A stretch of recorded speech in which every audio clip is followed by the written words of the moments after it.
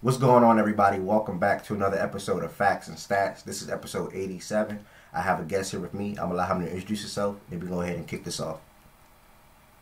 What's up, everybody? I'm D-Mac Wakefield, host for Friday Spaces on Twitter. Look, I'm excited to be here. I'm happy to be here with my man Ev, host of the Facts and Stats community. Look, we had a great time this year going through the entire power rankings every single week in the Yeah, for sure. NFL, talking basketball. So yeah, man, I'm happy we get together and do this. Yes, sir. D-Mac, I appreciate you coming on. Those that are here in the beginning of the episode, don't forget to like, comment, and subscribe and tell a friend about Facts and Stats. Also, don't forget to check out the Facts and Stats website where merch is always available.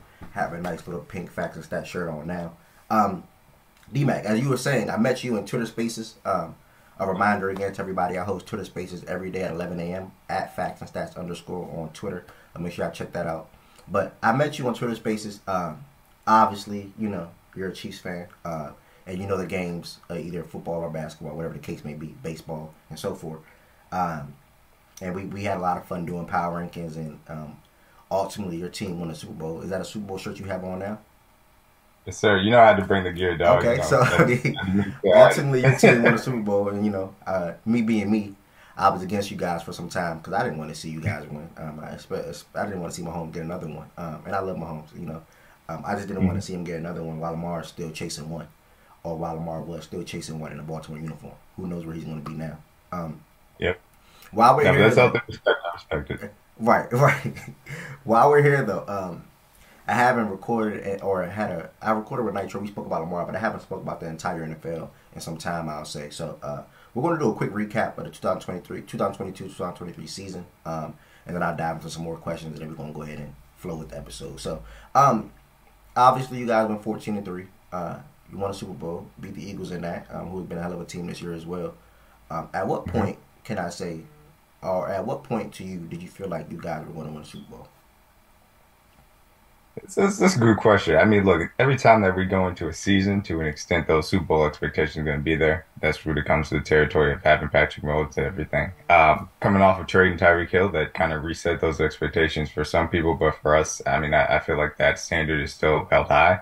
I felt amazing about our draft, and so going to the season, I thought that we were going to be on that short list of teams that could win this title. I'd say when I really felt confident about it, it was. It was after the Bengals game, and it wasn't necessarily obviously the difficulty that we went through. We lost obviously Bills game earlier on. That was kind of a difficult loss. We lost the Colts game earlier on, but that was more so just, going through the season, you're gonna have a stinker, and that was the stinker. That Bengals game showed to me a little bit of a fight within the rookie class of this group. The way that I saw those guys competing, specifically our young DBs against that really talented wide receiver group, that really gave me confidence about how they were going to grow over the course of the back half of the schedule. And especially when I knew that they were ready to compete when it mattered most. So I'd say after the Bills lost, ironically, was when I really started to feel confident. And that kind of made for some fun discussions in the power rankings. But yeah, no, that was the moment. Look, so for me personally, obviously I'm not a Chiefs fan. I don't keep up with all the reporters and articles as you guys do in Chiefs Kingdom and so forth. Um, let's speak on that injury. Did that injury for Mahomes and his ankle and the hobbling and wobbling, and he showed obviously a lot of tremendous amount of toughness.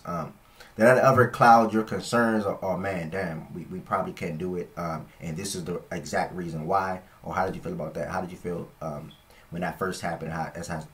As he was trying to play through it?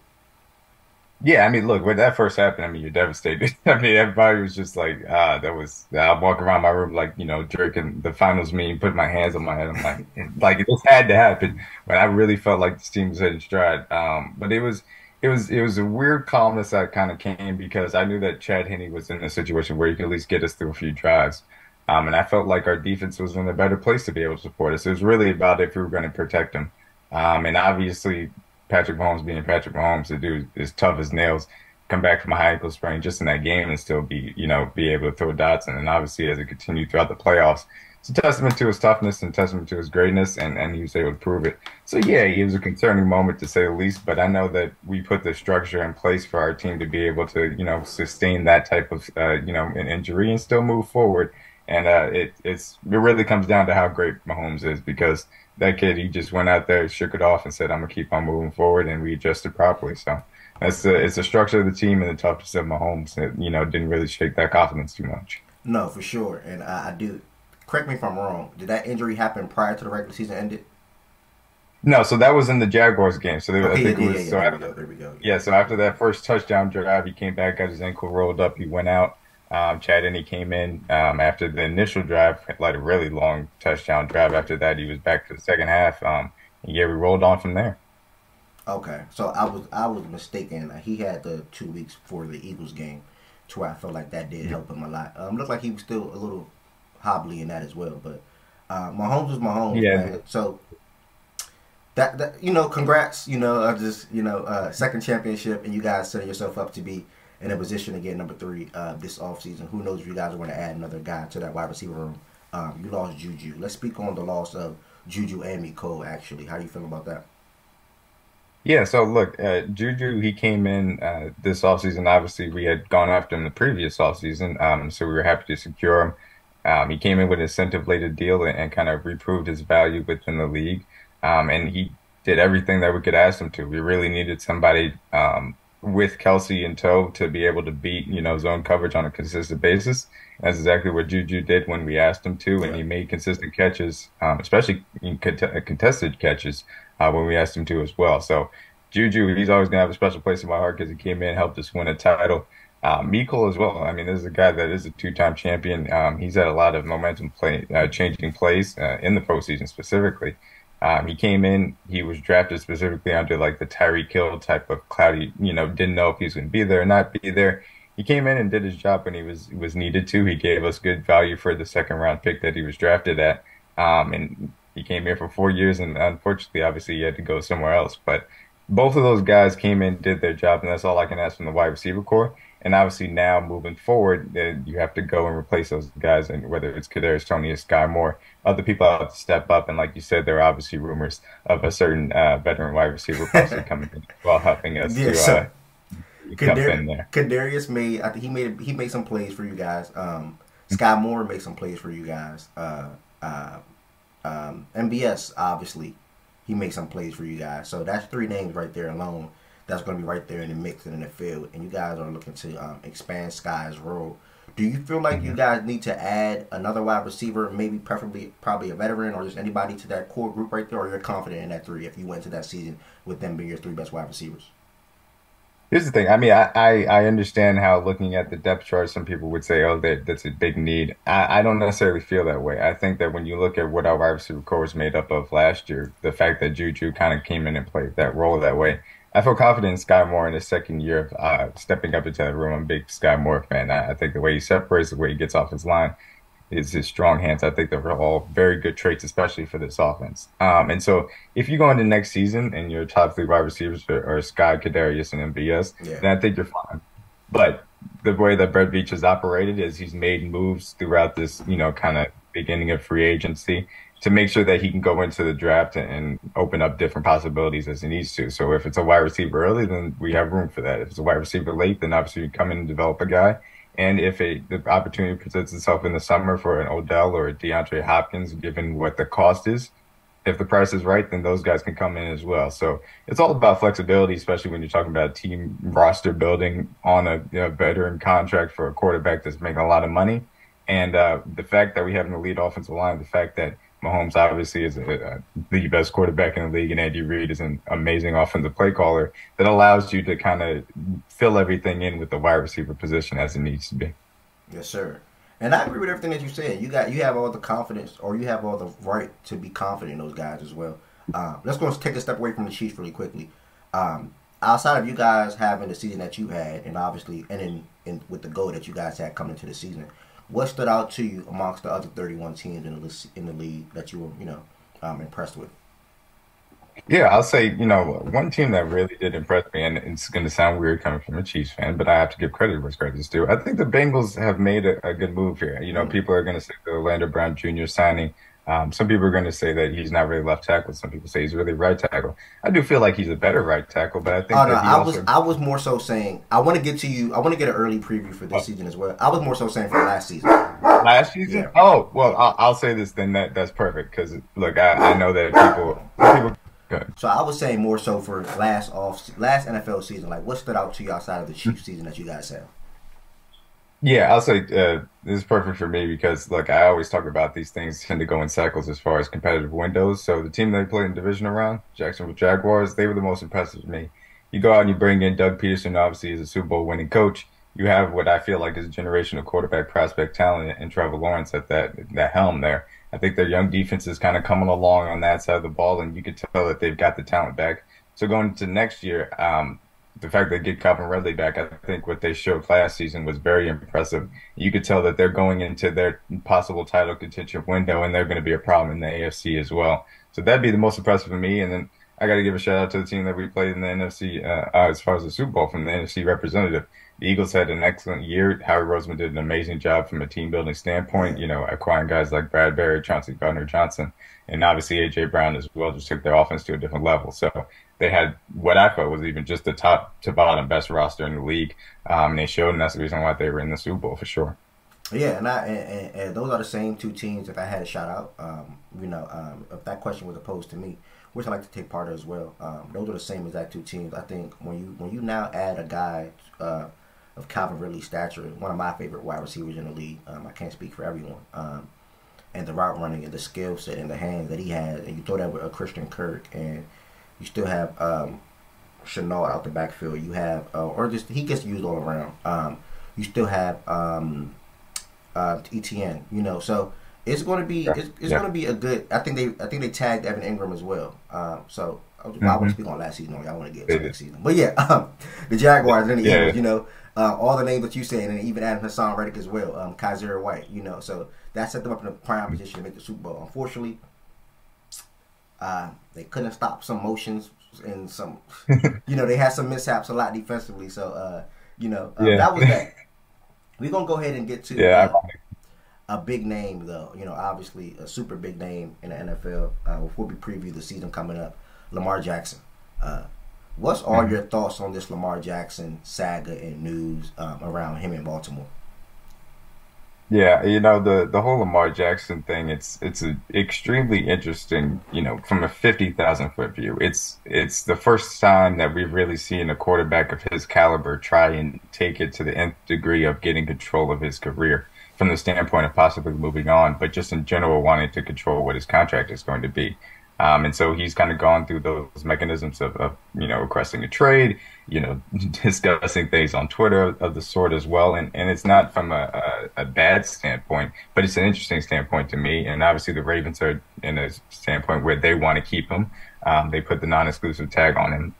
For me, when they put that non-exclusive tag on him, it was a little bit of a signal that he probably is going to be gone, or at least that he would want to be gone at that point. And obviously now we know in hindsight that he did ask for a trade on March 2nd before that tag was applied. But I could see why Lamar Jackson would possibly take that as a different way necessarily than they may have interpreted it. So like they wanted him to just go out and figure out his marketing so we can match and keep you. But he might have taken it as, oh, okay, you guys don't really want to show me the full love that I want to see.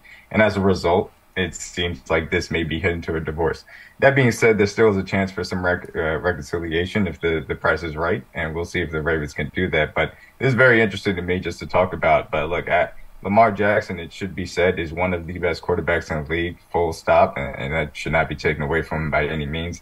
I understand the injury concerns, but he got hurt in the pocket. He got dinged up. These things happen. It's football. People going to get hurt. You come back next year if you're still one of those top guys, especially at a premium position, as in the premium position at quarterback, you deserve to make your money. And obviously Lamar is now in a situation in which he's trying to do just that. So from my perspective, I don't think that it's Lamar is bad in this case. I think the Ravens have their specific philosophy and their understanding of what value they want to put on Lamar.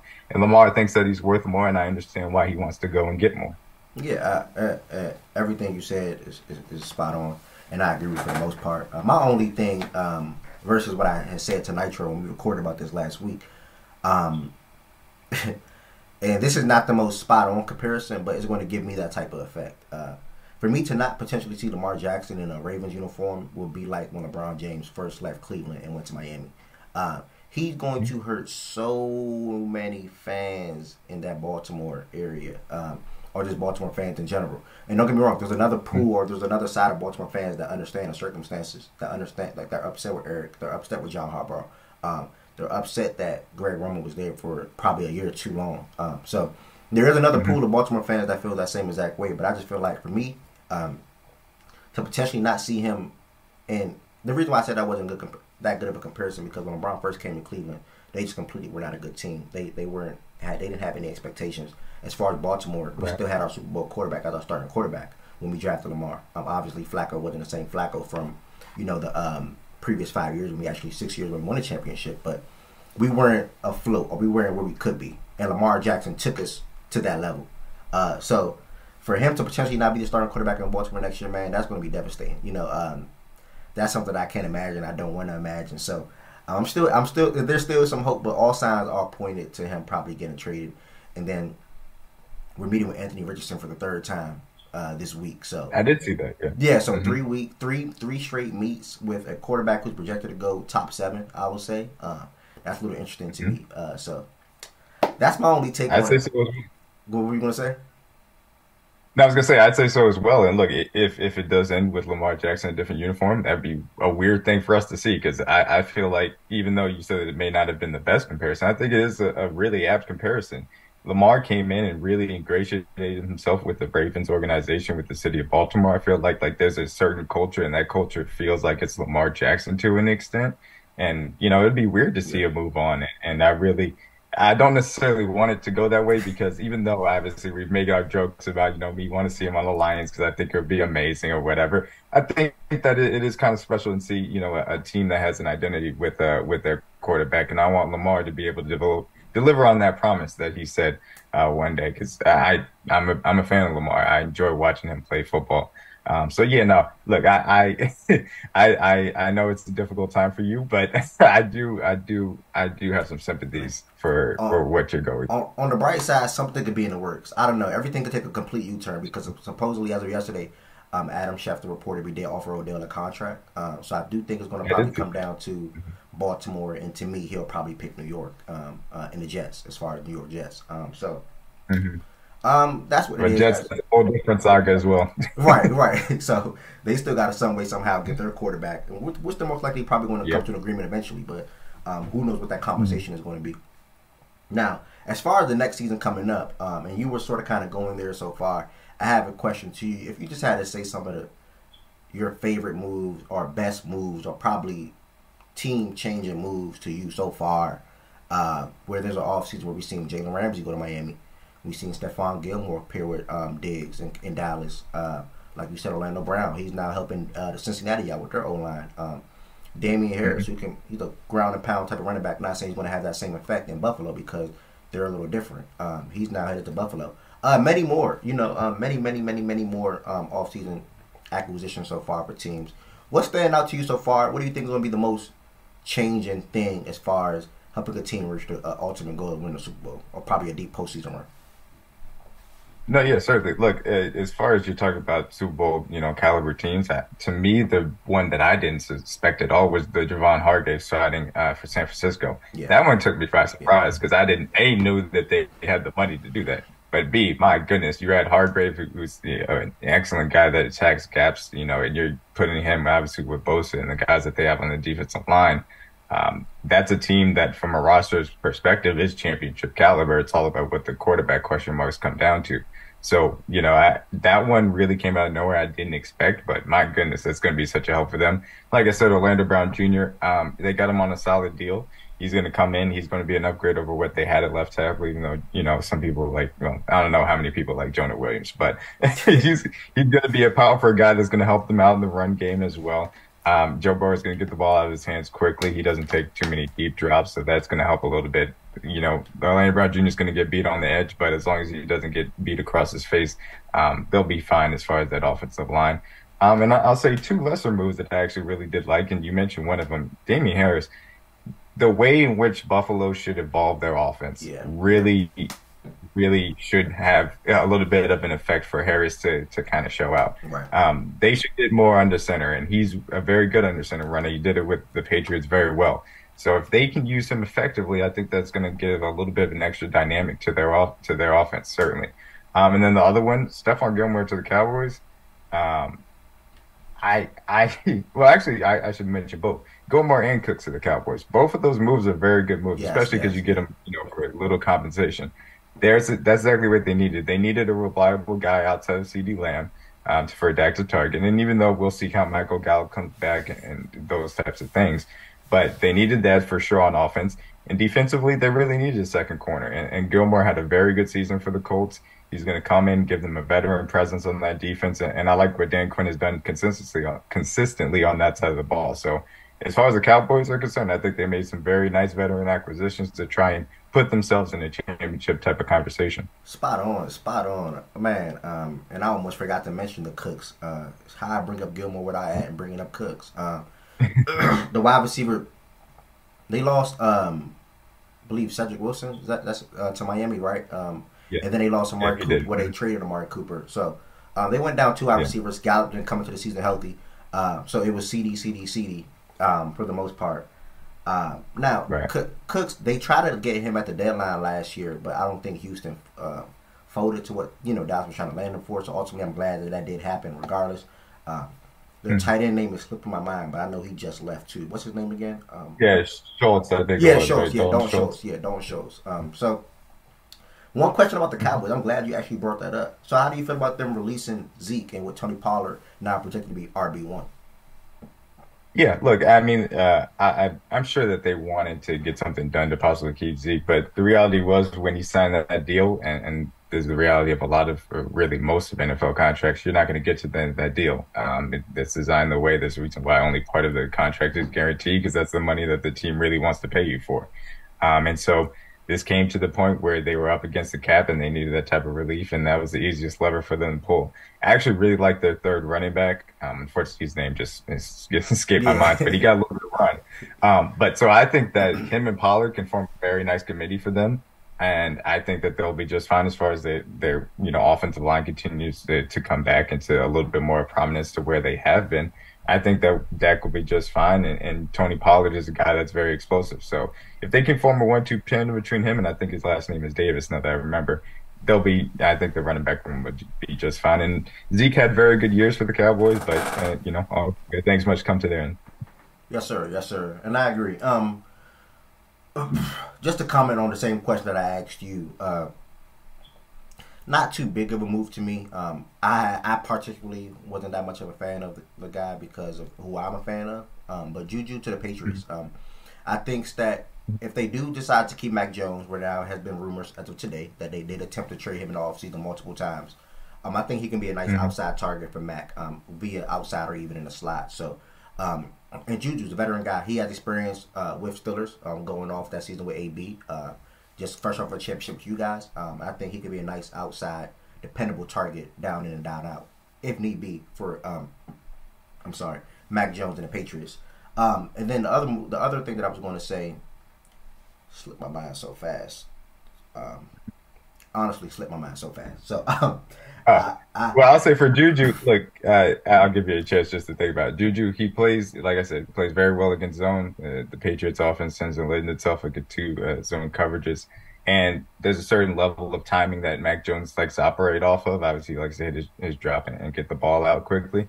And so, as long as they get on the same page, I think that he could run some of the similar contested catches that he won with us. So, I think that Juju will be a very nice player for the Patriots. And look, I wish Juju nothing but the best, even in New England, as much as I don't like the Patriots. But I wish him nothing but the best because I like Juju a lot. And like I said, he'll always have a great place in my heart. Yeah, that's a fact. And now came back to my mind. Jalen Ramsey to Miami. Hmm. Obviously, Byron retired this offseason. Stressed about how he was taking pills and this and that and that. He can't run and jump and have as much fun as he wants to with his kids now. I believe that's what the post said. Sorry if I quoted that wrong. Hmm. They did need an outside corner as well. Byron did. I don't think he played over 3 or 4 games last season. Xavier also No. be getting hurt as well. So now you pairing Jalen with another top 10 cornerback, who most perceive him to be, with Javon on the backside, and Bradley Chubb and all the guys they have there on the defensive side. They can be building something now. This back-to-back offseason where they made splash moves. You add Tyreek Hill, you add Jalen Ramsey. Those are two of the biggest names in the game. So I still think their main problem is obviously Tua to me.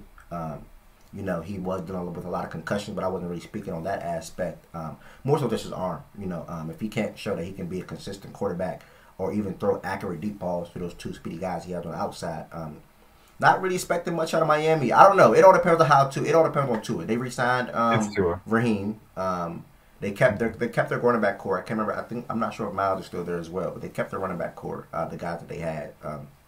So I don't know, man. We'll see. That's just a move that stood out to me. I like Jalen Ramsey. He's not coming off the best season, who most know him to be, or could be. But I still think he's still one of the top cornerbacks in this league, and he could for sure help Miami's defense.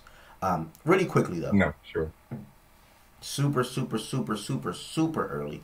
We're obviously still 5 months away from the season, and I think 10 months from the Super Bowl. Who, if you had to just, it is super, super early. Who would you expect or predict? And we didn't even hit the draft yet. So who would you expect or predict to make the NFC and AFC championship game? That's a really good question. Look, I'll start in the AFC. Obviously, look, if we have our saying around Chiefs Kingdom. It's the Arrowhead Invitational. He hosted 5 times. I think we can safely say that. So I expect it to be a 6th time. I expect the Arrowhead Invitational for a 6th time in KC. And it's probably a little hot take, but I previewed it a little bit earlier. Like I say, with these championship windows, they tend to go in cycles, as it portrays usually with the rookie quarterback contract. I think it'll be the Jaguars in Kansas City for the AFC Championship game. That is my little bit of a hot take there. Before the draft. Okay. For the NFC side, the NFC side's interesting, man. I feel like there's just so many just possible things that could go. Man, I guess it'll be a little bit of a hot take, but I really do believe that Philly's probably can take a little bit of step back. They lost some veterans, so that kind of concerns me.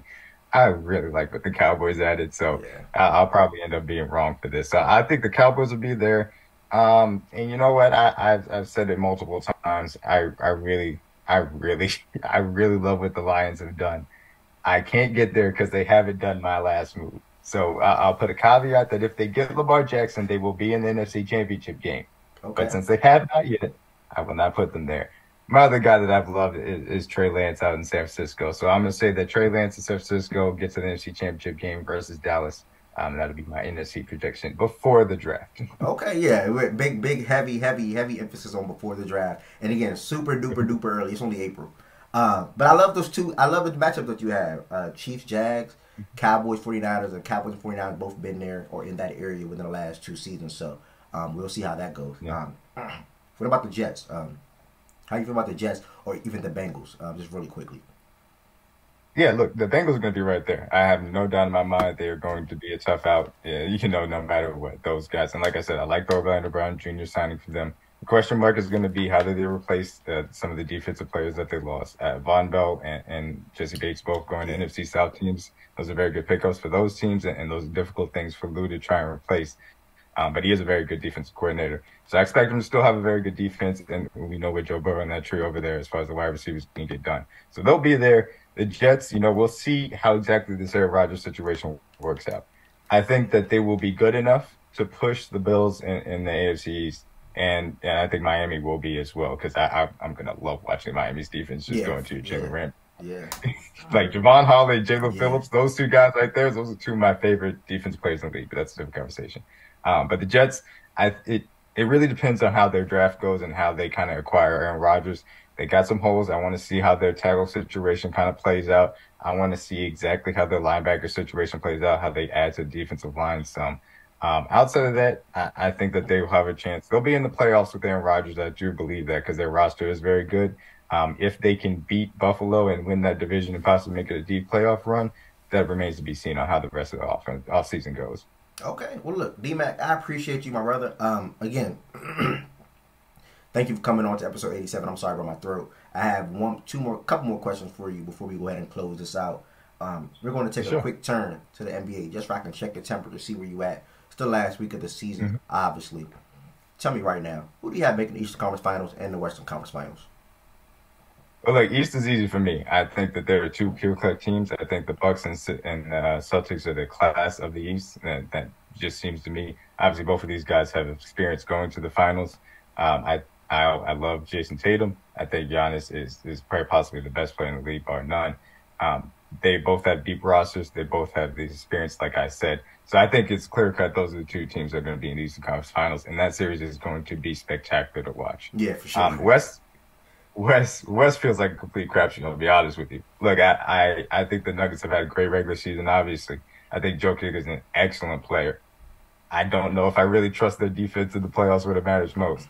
Kings are an amazing story. They're an amazing story, but I don't trust their defense at all. And so for me, I look at the landscape and I'm like, there's a certain level of I'm betting on the talent when it comes to these teams. And so I go back and forth daily. Obviously, the little 5 through 7 in the Western Conference is going to be very interesting to see who tries to avoid the play-in. I think the Western Conference Finals is probably going to end up being the Suns. And as of right now, the team that I trust second most in the West is the Warriors still. Okay. I think that they get Wiggins back and they make it there. So I got the Suns and Warriors Western Conference Finals white right now. We'll see if that may change. We'll see how the Warriors kind of get their thing together here over the last few games. But those are my predictions for right now. Okay. Yeah, the Suns are pretty much penciled as the fourth seed, so they're probably going to play the Clippers, Warriors, or even potentially the Lakers in the first round. So we'll see how that fares. Let's talk about the winners, though. I think I was gonna say really quick. I think whoever gets out of that 4-5 matchup to me is going to make the finals. That'd be my prediction. Okay, so that gives me a better answer right there. Then whoever makes out of that 4-5 between I would probably think you're assuming speaking on the Suns, Warriors, and Lakers. I don't know about the Clippers. You think the Clippers can make the finals? Look, I won't lie. Look, I've never been a believer in the Clippers, but I'll say this: when you have Kawhi Leonard and you have Paul George, you always are going to give yourself a high level of chance to win in the playoffs. And so, because the West is so wide open, you have to have two very top level players for me to have some confidence. So, if that 4-5 matchup is Suns versus this is if Paul George returns, right? If he comes back. Yeah, if Paul George is back, and obviously this also depends on obviously Wiggins getting back for the Warriors as well. Yeah. So assuming that these teams are healthy. But to me, I feel like it somewhere between the Suns, Warriors, Lakers, and Clippers, just based on how those teams are constructed and the talent they have, one of those four teams is going to be coming out of the West. And so for me, the Suns will have an advantage as a 4 seed. So that is why they're my pick to go to the finals right now. Okay. Now, what about the Bucks and Celtics who you got coming out? Yeah, man, look, like I said, both of these teams are extremely deep. This is probably going to be a 7-game series. I give a slight edge to the Bucks. I think they're just a little bit deeper. I like their top three just a little bit more than the Celtics, even though I love Jason Tatum. Giannis, to me, is just such a dominant force. He's obviously got the finals experience. As long as Melton and Drew Holiday stay healthy, I think that they're going to be, in the NBA Finals, and I do think that they will win it when they get there. Okay. Quick question, D-Mac. So, and again, this is a regular season game, but we seen both of these teams healthy last week, where the Celtics pretty much beat the Bucks by about 38 to 41 points or something like that. Mm-hmm. Did that game mean anything to you? Did that not being able to slow down Tatum or Jaylen Brown show anything to you, or just you think that'll change in the playoffs? Yeah, look, and don't get me wrong, obviously we're close to it, so obviously it's going to hold a little bit more weight. But to me, it's the second of a back-to-back for Milwaukee. It's a team that, is coming down the stretch here. They got a good cushion in the first seed, so I didn't really take a lot away from it. But look, slowing down Jason Tatum and Jaylen Brown, that's an incredibly difficult task, no matter when it is, regular season or postseason. So that's going to be a challenge for them.